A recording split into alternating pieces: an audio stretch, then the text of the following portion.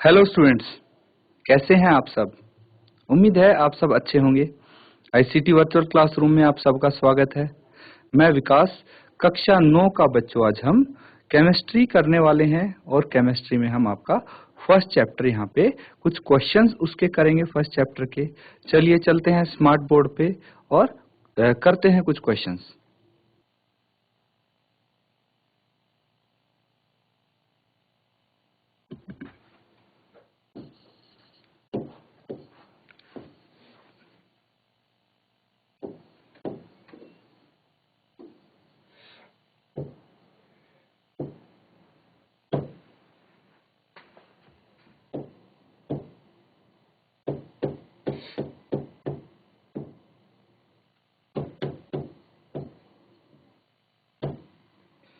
तो बच्चों, ये आप देख पा रहे हैं चैप्टर है आपका मैटर इन आवर सराउंडिंग्स।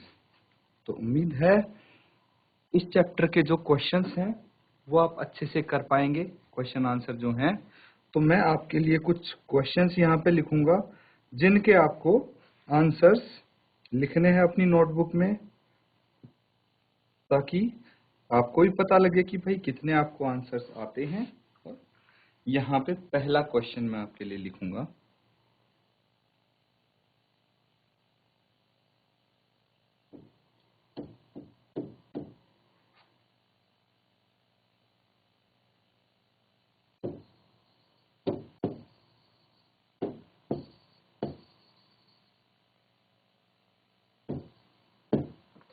आपको कन्वर्ट करने हैं, ये कुछ टेम्परेचर आपको गिवन होंगे।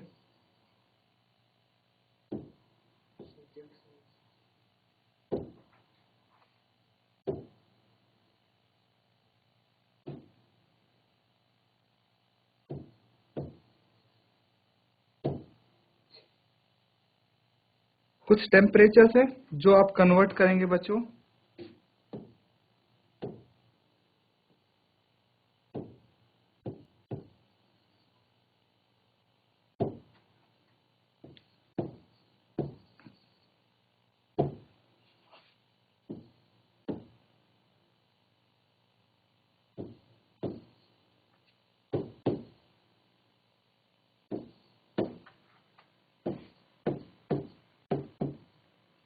तो यहाँ पे है 293 केल्विन और 470 केल्विन है। इसको सेल्सियस में करना है।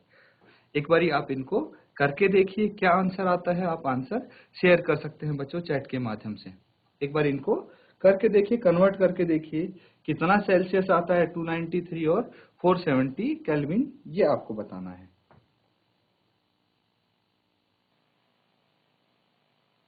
तो बच्चों, यहाँ पे सबसे पहले आपको एक बात जाननी है कि भाई जो 0 डिग्री सेल्सियस होता है, 0 डिग्री सेल्सियस होता है, टेम्परेचर सबको पता है। ये किसके बराबर होगा? 273 केल्विन के बराबर होगा। अगर ये चीज आपको पता है तो काफी सारी चीजें आपको पता लग सकती हैं। अब डायरेक्टली देखिए, 0 डिग्री सेल्सियस पे ये कितना है? 273 केल्विन है। यहाँ पे कितना है? 293 केल्विन है। मतलब 293 केल्विन 273 से कितना ज्यादा है? 293 माइनस 273, ये है 20 ज्यादा, है ना? 20 डिग्री सेल्सियस ज्यादा है, क्योंकि 273 पे तो क्या है? 0 डिग्री सेल्सियस आता है। 0 डिग्री सेल्सियस आता है। 274 पे कितना आ जाएगा? 1 डिग्री सेल्सियस। ऐसे ही 275 पे 2 डिग्री सेल्सियस। इसी तरह आप अगर देखेंगे तो 293 पे 20 डिग्री सेल्सियस होना चाहिए। ये बिल्कुल बेसिक चीज है जो मैं आपको बता रहा हूं। इसका जो फॉर्मूला है वो देखिए, अब उससे करते हैं हम। जो केल्विन है वो होता है 0 प्लस 273, 273, ठीक है। 0 डिग्री प्लस 273, ये होता है इसका असली फॉर्मूला। अब हमें अगर सेल्सियस निकालना है, सेल्सियस में कन्वर्ट करना है, तो हम कैसे कर सकते हैं? पार्ट ए देखिए इसका।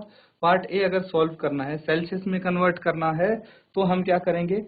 केल्विन दिया हुआ है आपको, कितना दिया हुआ है? 293, 3 केल्विन दिया है, इसमें से आप क्या करेंगे, देखिए 273 को दूसरी तरफ ले जाएंगे तो ये माइनस का हो जाएगा, 273 इसमें से माइनस कर देंगे, कितना आ जाएगा ये 20 डिग्री सेल्सियस आ जाएगा। ठीक है, तो आप सेल्सियस में इस तरह से इसको कन्वर्ट कर सकते हैं। ये पहला पार्ट है। दूसरा जो पार्ट है इसका पार्ट बी है, उसमें भी सेम करेंगे। भाई क्या करेंगे, 470 है, इसमें से 273 माइनस कर दो, उतने डिग्री सेल्सियस आ जाएगा। इसमें से 273 माइनस करेंगे तो 197 डिग्री सेल्सियस टेम्परेचर आ गया। कितना सिंपल है, इनको आप इसी तरह कैलकुलेट कर सकते हैं। नोट डाउन कर लीजिए यहाँ पे, इसमें अगर कोई डाउट है आपको आप पूछ लीजिए बच्चों।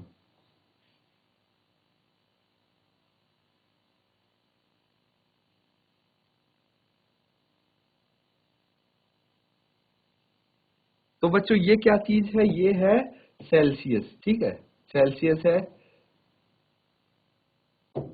तो सेल्सियस जितना भी है 0 डिग्री सेल्सियस में आप 273 ऐड करेंगे, वो केल्विन में आ जाएगा। That's it.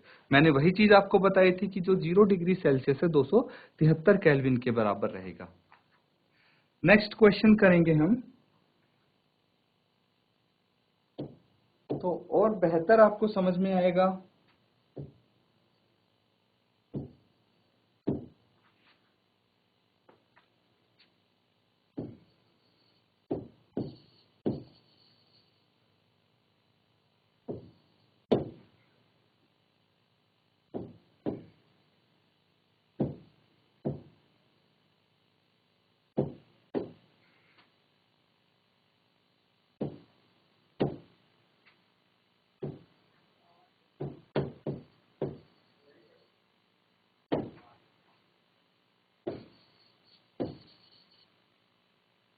तो यहाँ पे आपको क्या करना है, आपको नीचे कुछ टेम्परेचर दिए हुए हैं, जैसे 25 डिग्री सेल्सियस और 373 डिग्री सेल्सियस। इनको आपको केल्विन स्केल में बदलना है, केल्विन स्केल में कन्वर्ट करना है। कैसे करेंगे ये आप जल्दी से सॉल्व कीजिए और आंसर यहाँ पे बताएंगे बच्चों। आंसर लिख देंगे आप यहाँ पे, जो भी आपका आंसर आता है।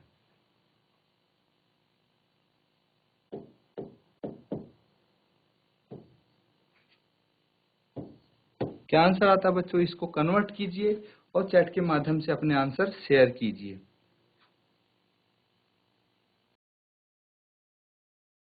तो किसी का अगर आंसर आया है बच्चों बता सकते हैं आप। देखिए ये भी कुछ इसी तरह से होगा। 0 डिग्री सेल्सियस जहां होता है वो 273 केल्विन होता है ना। 273 केल्विन होता है। इसका मतलब अगर 25 डिग्री सेल्सियस है हमारे पास, 25 डिग्री सेल्सियस है, मतलब क्या होगा कि भाई जो 273 केल्विन है उससे 25 डिग्री सेल्सियस ज्यादा कर देंगे तो वो केल्विन में आ जाएगा। या फिर मैंने आपको बताया कि भाई जो डिग्री सेल्सियस है उसमें 273 आप जोड़ देंगे तो केल्विन में कन्वर्ट हो जाएगा ये। ठीक है, तो 25 डिग्री सेल्सियस है, इसमें 273 आप ऐड करेंगे, कितना आ जाएगा, 273 ऐड करने पे 298 केल्विन। सिमिलरली दूसरा भाग करेंगे, जल्दी से आप दूसरा भाग आप सॉल्व कर लीजिए। बिल्कुल पार्ट एक ही तरह होगा। और अब बताइए बच्चों क्या आंसर आएगा। तो बच्चों इसमें भी आप 373 है ऐड कर देंगे 273 में, कितना आ जाएगा, 3 + 3 6, 7 + 7 14, एक हासिल, 3 + 2 5 और 1 6 केल्विन। नोट डाउन कर लीजिए इसको। नोट डाउन कर लिया सबने। नेक्स्ट क्वेश्चन करते हैं हम।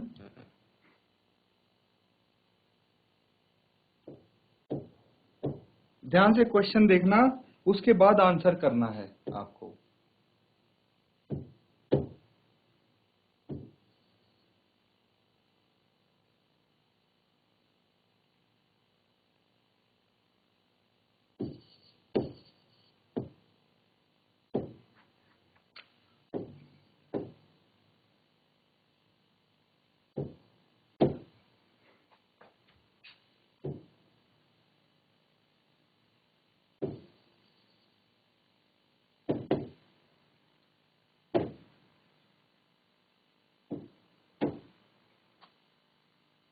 तो बच्चों कुछ ऑब्जर्वेशंस यहाँ पे हम लिखेंगे, उनके आपको कारण बताने हैं कि क्या कारण हो सकता है। जैसे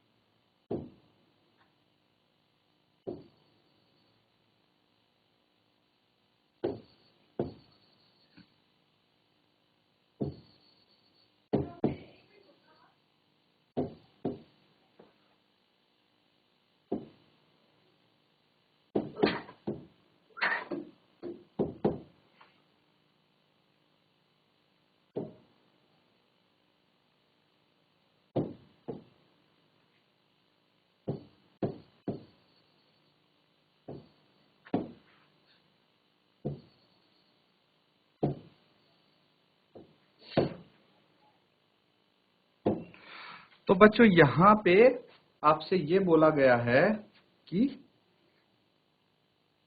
जो ये नेफ्थलीन बॉल्स होती हैं, सबने देखी हैं नेफ्थलीन बॉल्स क्या होती हैं बच्चों। आप कपड़ों में डालते हैं नेफ्थलीन बॉल्स ताकि वो सेफ रहें, ठीक है। तो नेफ्थलीन बॉल्स होती हैं, वो क्या होती हैं कि डायरेक्ट आपको कुछ टाइम बाद देखेंगे नेफ्थलीन बॉल रखी है और कुछ टाइम बाद वो गायब हो जाएगी, आपको सीधी आपको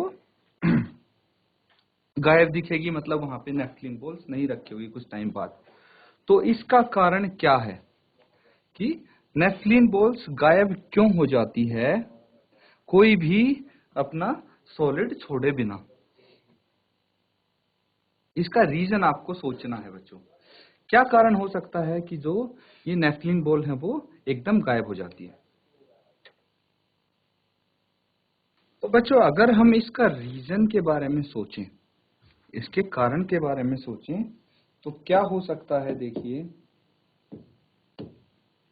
जो नेफ्थलीन बॉल होती है वो कोई भी सॉलिड छोड़े बिना इसलिए गायब हो जाती है क्योंकि वो सबलाइम होती है। अब ये चीज अगर आपको पता है सबलाइम क्या होता है या फिर सब्लिमेशन प्रोसेस, ये क्या होता है, तो इसका आंसर इजीली दे पाएंगे।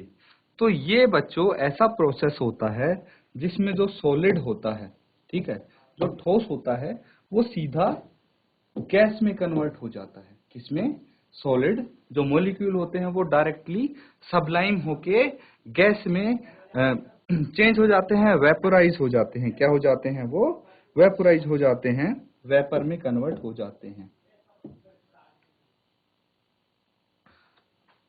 ये एक रीजन है जिसकी वजह से जो नेफ्थलीन बॉल है वो सीधा गायब हो जाती है। कौन सा प्रोसेस, सब्लिमेशन प्रोसेस। तो इसको किस तरह से लिखेंगे आप, प्रॉपर आंसर हम लिखते हैं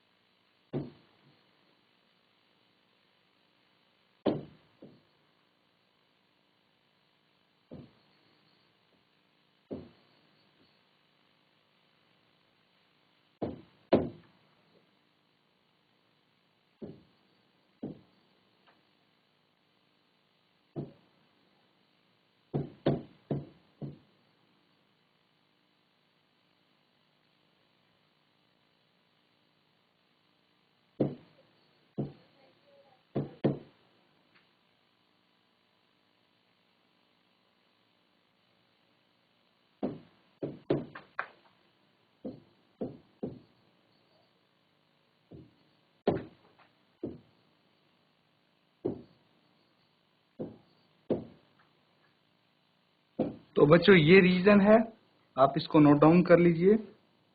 वही मैंने लिखा है जो आपको अभी समझाया था मैंने, कि सबलाइम हो जाता है और सीधा वेपर में चेंज हो जाता है, वेपर स्टेट में, विदाउट लिविंग एनी सॉलिड, कोई सॉलिड वो नहीं छोड़ता है। यहाँ पे नोट डाउन कर लीजिए इसको।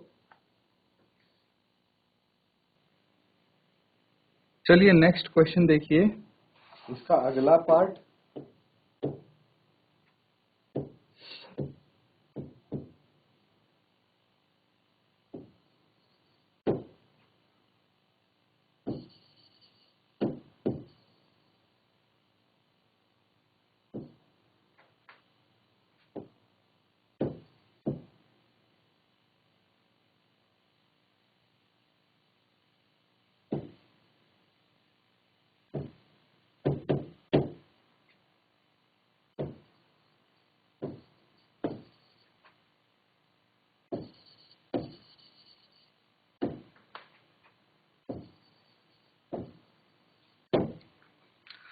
तो यहाँ पे इसका कारण बताना है आपको कि भाई परफ्यूम यूज किया होगा आपने कभी ना कभी। तो क्या होता है कि जब किसी ने परफ्यूम लगा रखा होता है और आप कई मीटर दूर बैठे होते हो उससे, तब भी आपको एकदम परफ्यूम की स्मेल आ जाती है। तो ऐसा क्यों होता है, क्या कारण है इसका, ये आपको रीजन सोचना है बच्चों, सोचिए थोड़ा।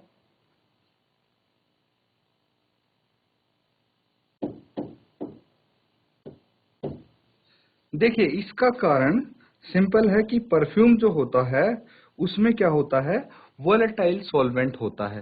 वोलेटाइल सॉल्वेंट क्या करता है, वो जल्दी से डिफ्यूज होता है, हवा में घुल जाता है जल्दी से, ताकि हवा आप तक कैरी कर सके उसको। दैट्स वाई वो क्या होता है कि दूर अगर बैठे होते हो तो परफ्यूम में भी आपको उसकी खुशबू आ जाती है, परफ्यूम की, किसी ने लगा रखा हो तो। आप इसको लिख सकते हैं, we can get the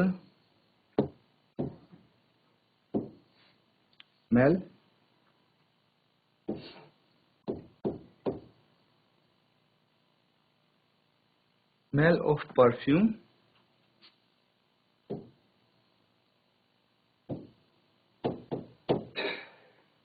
sitting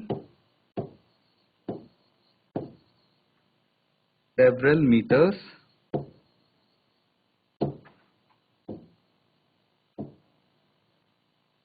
away because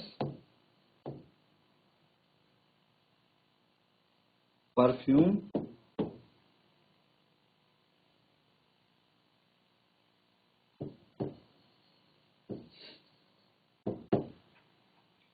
contain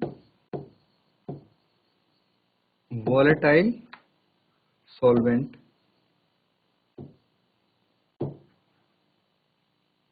and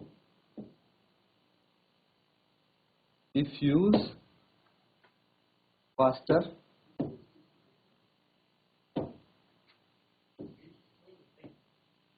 and can reach people sitting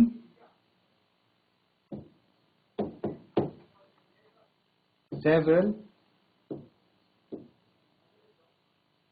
meters away।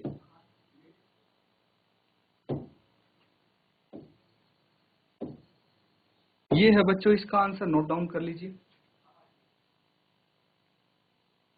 तो नेक्स्ट क्वेश्चन करेंगे।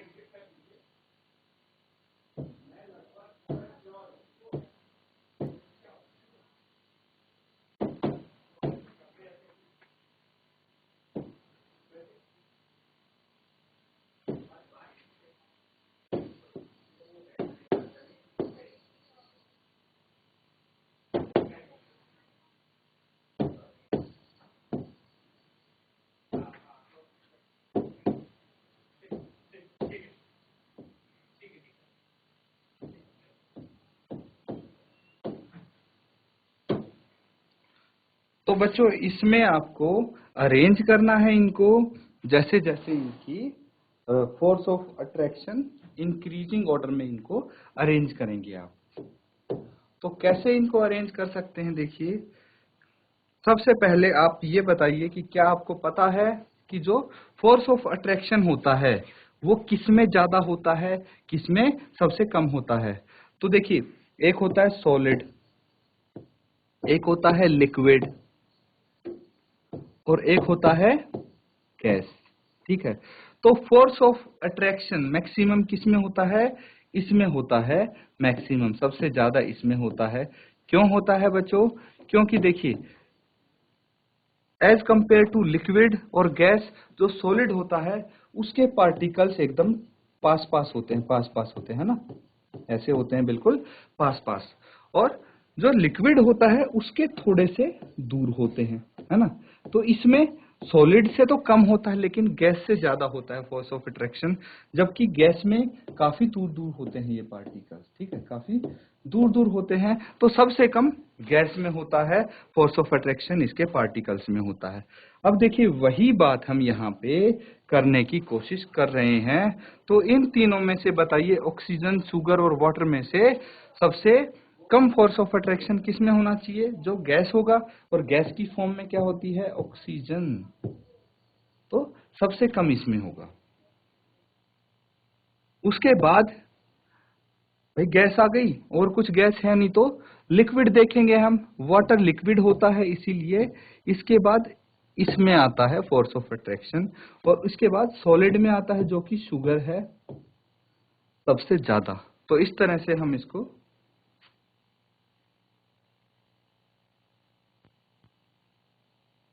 तो इस तरह से अरेंज कर सकते हैं बच्चों, ऑक्सीजन जो कि गैस हो गई, वाटर जो कि लिक्विड हो गया, शुगर जो कि सॉलिड हो गया। तो हमने क्या किया है, इंक्रीजिंग ऑर्डर में इसको अरेंज कर दिया है, force of attraction of between particles. सबसे कम ऑक्सीजन में होगा फोर्स ऑफ अट्रैक्शन ऑक्सीजन के पार्टिकल्स में, क्योंकि ये गैस है। उसके बाद वाटर के पार्टिकल्स में, और उसके बाद शुगर के पार्टिकल्स में, क्योंकि ये सॉलिड है और सबसे ज्यादा फोर्स ऑफ अट्रैक्शन इसमें होना चाहिए। तो ये इंक्रीजिंग ऑर्डर है, नोट डाउन करो इसको। तो बच्चों यहाँ पे हमने कुछ क्वेश्चंस किए, उम्मीद है आपने अच्छे से नोट डाउन कर लिया होगा उनको। अब बच्चों ये क्वेश्चन है, ये आपके बेसिक कॉन्सेप्ट्स पे बेस्ड हैं जो इस चैप्टर में आपने पढ़े हैं। तो इन कॉन्सेप्ट्स को अच्छे से क्लियर कर लीजिए और आप ये क्वेश्चंस इजीली कर पाएंगे, इनके आंसर्स घर पे इनको रिवाइज करेंगे, क्वेश्चंस को देखेंगे कि भाई क्या आपने जो इनके रीजंस दिए सॉल्व किया, तो क्या आप खुद से ये कर पाएंगे, एक बारी ट्राई करेंगे घर पे आप करने की। इसी के साथ आज का सेशन खत्म करते हैं। Thank you and have a nice day.